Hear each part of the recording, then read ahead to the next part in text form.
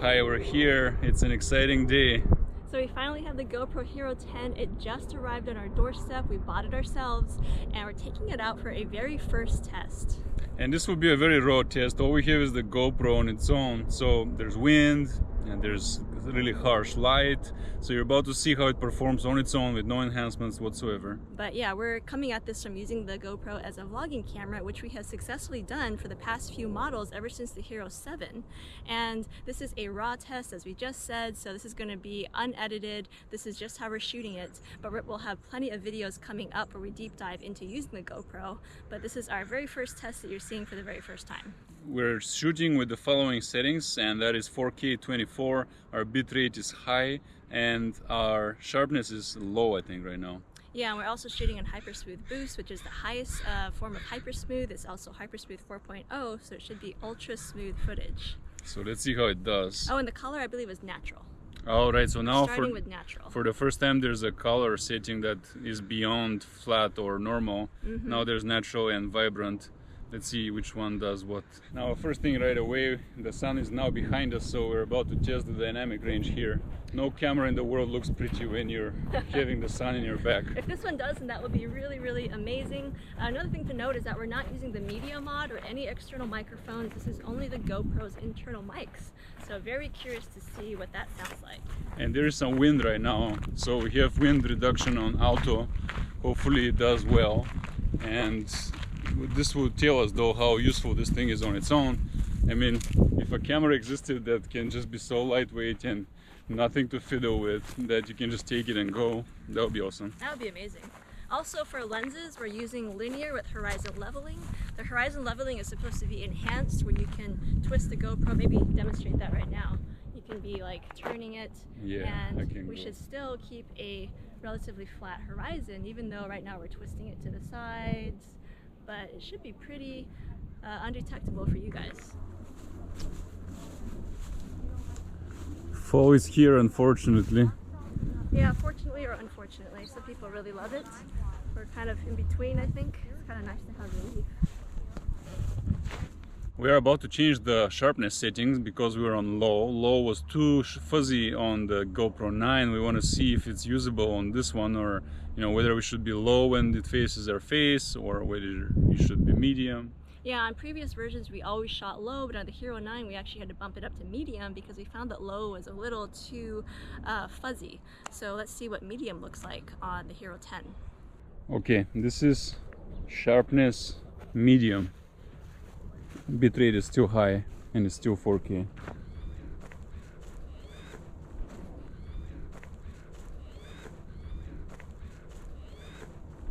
Okay, we still have the camera on medium. Now we're pointing it at our faces. The sun is still kind of in our backs, but we're about to change direction here. So we want to see how it does with our skin. This GoPro does indeed come without all that plastic. It used to come with this really hard plastic shell, which is super annoying, really hard to open, and left you with all this waste. But this time it's only coming in a cardboard wrapping, which is really nice, really easy to unbox, and it also comes with a hard case. Less is more, yes. We don't want waste. We're being deluged with waste. Yes. The other thing that you notice when you start using this camera is it's a lot more responsive. It's snappier on your fingertips, which is a huge pain point.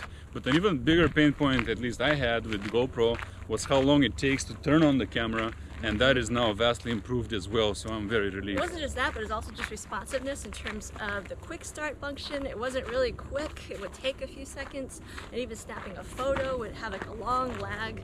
So all of that has been, much improved thanks to that new GP2 processor, which is coming out in the Hero 10. If you haven't heard, this is the first time since the Hero 6 that GoPro is finally replacing that processor. So that alone, to me, sells me the camera, because it was always really tedious dealing with all these lags. Yeah. And right now we're about to run through this card and this battery, so we're about to try to find out if bugs happen, because previous GoPros, they would bug out in like a 30-minute session. Yeah, by bug out we mean it would just freeze, or sometimes it would even like eat your footage, so your footage would be lost from your card, which is just unacceptable. No camera should do either of those things. And another thing that we're testing is also the overheating. A lot of people have reported that the GoPro Hero 10 overheats after using it for just 20 minutes on the highest settings, whether that's 4K or 5K. So we'll monitor that and let you know how that goes. And also the battery life. So we started out with the 80% battery, I think, when we first started shooting. And this is the same battery as the Hero 9, but it's running a more powerful processor, so it's a little bit harder on the GoPro. So part of what we're testing is how well the sound does. It's good normally at isolating voice and so on, but it's not like a lav mic. Right now we're walking over dry leaves. Exactly. So earlier we had gravel, so the gravel was making a lot of noise, and now since we're on dry leaves, I'm betting that this is also going to be competing with our voices too. These three here, or all of them, they also cause difficult light for the dynamic range and so on for the sensor. So we're also testing that by being in the middle of the day here. It's not going to be too pretty, but we want to see how bad it gets. Yeah, right here, right now the light is more favorable, even though in the middle of the day it's never too good. Yeah, still harsh shadows, but... Yeah, shadows are harsh, but the sun is not in the sensor. So this should be decent. Okay, so we just switched the color profile from natural to vibrant. And so this is what it looks like. It's probably better for looking at landscapes or nature like this. It probably is not going to look the best on our faces, but we'll show you that in a few seconds here. This is the Hero 10 on that vibrant color profile. I don't know if that's going to look good for skin tones, but this is a test to see what it looks like. And sharpness is medium, so whatever imperfections you have will be more orange or pink, and also there will be more detailed. That's also why you don't want to be in high sharpness. I'm not even going to test high sharpness because we already know from previous experience that high sharpness is too high, and you generally want to be in either low or medium sharpness. It makes it look like a comic book character. Yeah. Right now we're also backlit. It's probably a very bad look, but hey. Looks okay on that front-facing screen, so let's talk about that for a second. So the Hero 9 was the very first GoPro to have a front-facing screen, and so the Hero 10 still retains that front-facing screen. The biggest difference is that it has a higher refresh rate. Okay, so we're still on 4K 24, medium sharpness, and vibrant color. So it's probably a good place to also try out natural color and see, because we've got really nice blue water. Okay, now we switched over to natural color profile. And this is what it looks like.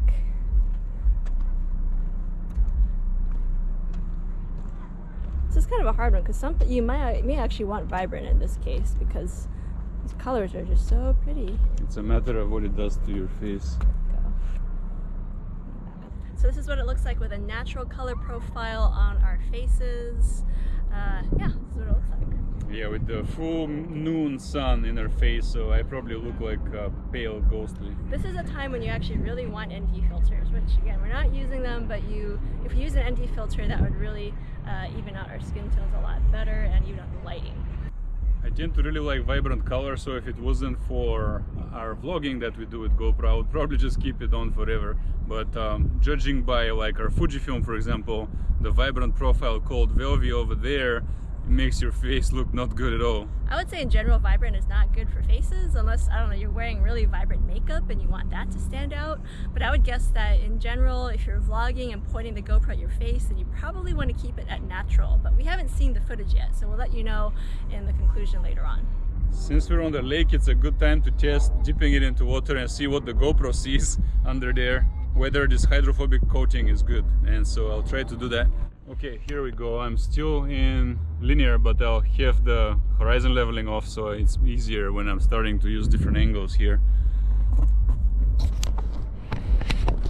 I'm standing on a ladder over the water. The water color looks fantastic to me. So I'll extend the pole and dip the camera.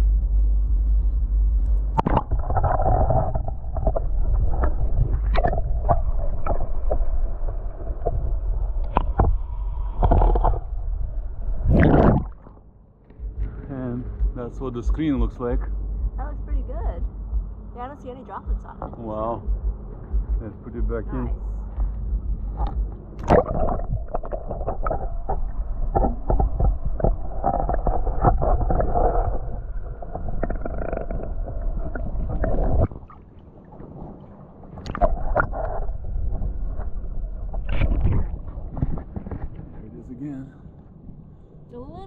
on the side, but that may not even show up actually because it's such a wide angle lens. But yeah, that looks really good.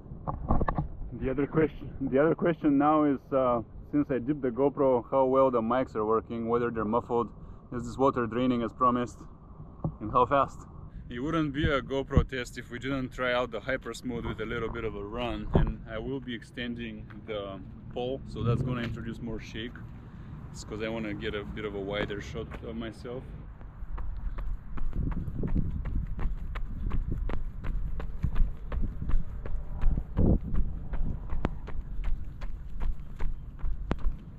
I will now run with the horizon leveling on so that we see if that looks better with it being steady.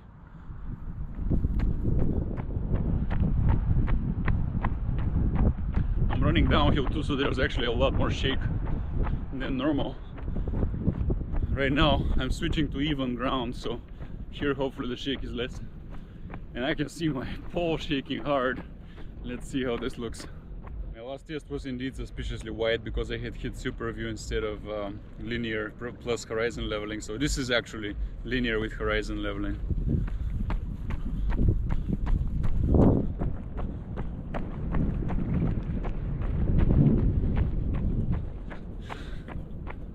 So now we need a subject for the slow motion. What do you think? So yeah, we're going to be testing out the 4K 120 frames per second, which is brand new on the Hero 10, and also 2.7K at 240 frames per second, which is ultra slow motion. So we're going to test whether we can scare some geese to make a jarring motion and see how slow they are. He's going to do that. I'm a little scared to go try to scare some geese. They're big. It's a big flock as well. They're big.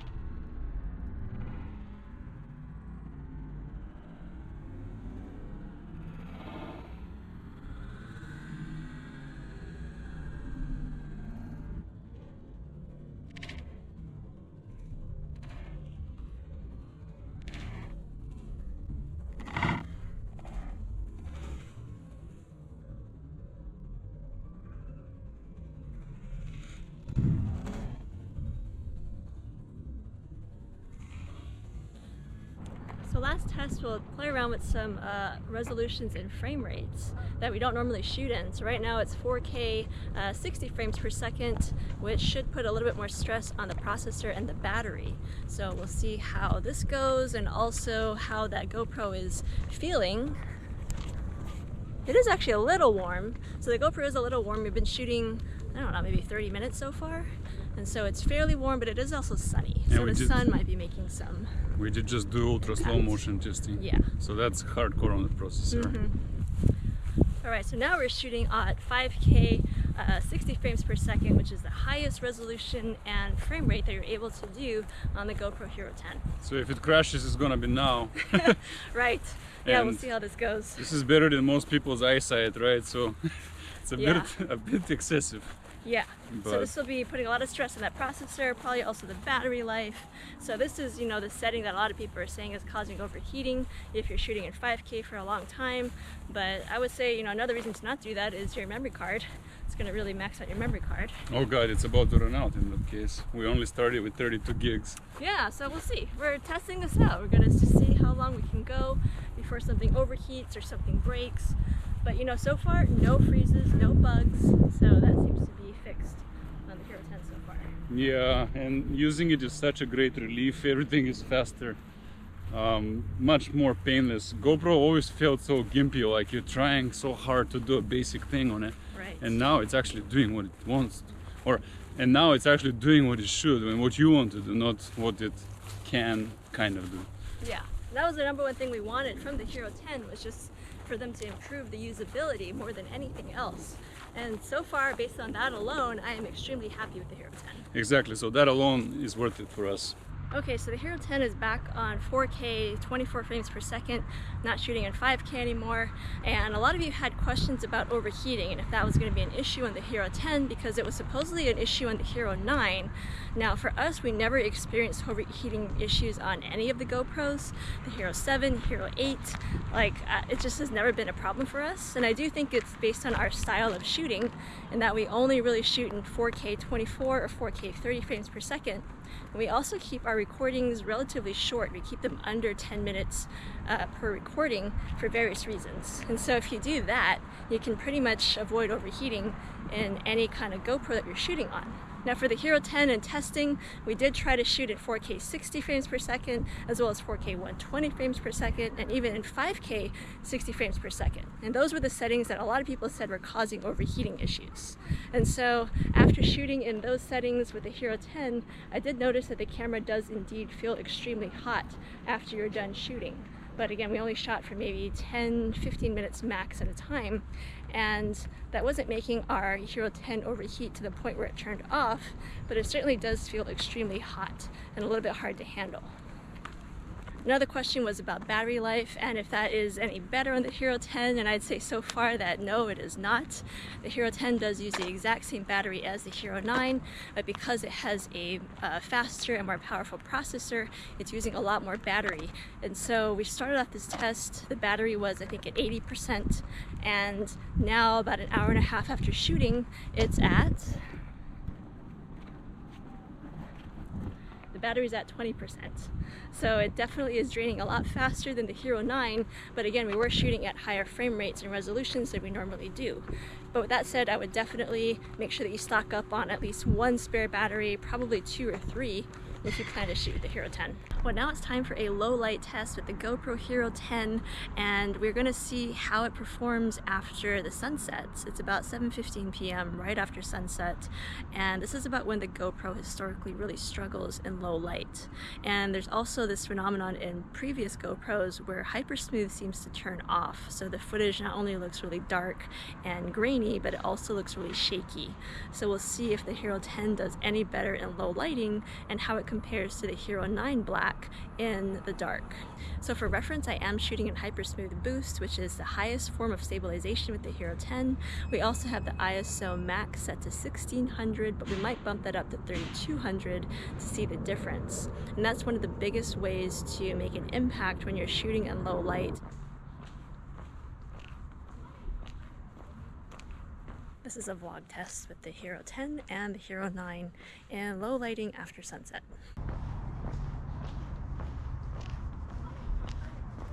This is a vlog test with the Hero 10 and the Hero 9 in low lighting after sunset.